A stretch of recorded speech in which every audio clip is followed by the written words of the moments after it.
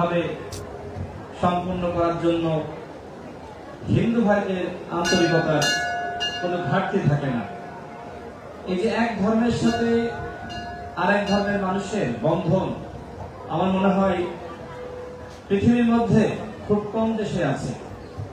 এদেশের মুসলমান, এদেশের হিন্দু, এদেশের বৌদ্ধ, এদেশের খ্রিস্টান সম্প্রীতি বন্ধনে যুগের পর যুগ আমরা এই দেশে বসবাস করছি। এই বন্ধন সবসময় অটুট থাকবে।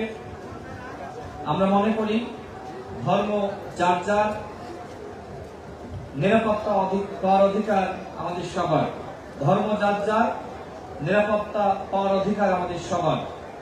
আপনারা যে উৎসব করছেন, আপনাদের ধর্মীয় উৎসব, সারা বাংলাদেশে হয়তো কোথাও বিচ্ছিন্ন ঘটনা ঘটতে পারে, কিন্তু এখনো পর্যন্ত আপনাদের এই ধর্মীয় উৎসব আপনারা আনন্দের সাথে, নিরাপত্তার সাথে আপনারা করতে পারছেন। বিশেষ করে রমনা কালী মন্দিরে এখানে আমাদের দিদি রয়েছেন, তিনি সভাপতি হিসেবে দায়িত্ব পালন করছেন।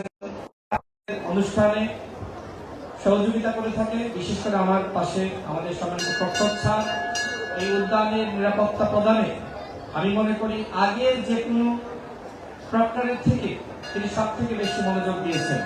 এবং ঢাকা বিশ্ববিদ্যালয়ের মাননীয় উপাচার্য, তিনিও আপনাদের এই অনুষ্ঠান, আপনাদের উৎসব, আপনাদের নিরাপত্তা, কিভাবে আপনাদের এই দুর্গা পূজা অনুষ্ঠিত হচ্ছে, কোনো সমস্যা হচ্ছে কিনা সেটি তদারকি করার জন্য এসেছেন।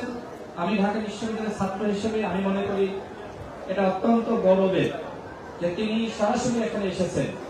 এবং আপনারা আমার সামনে যে সকল হিন্দু ভাই এবং বোনেরা আছেন, আপনাদের সকলকে শুভেচ্ছা জানিয়ে আমার বক্তব্য শেষ করছি।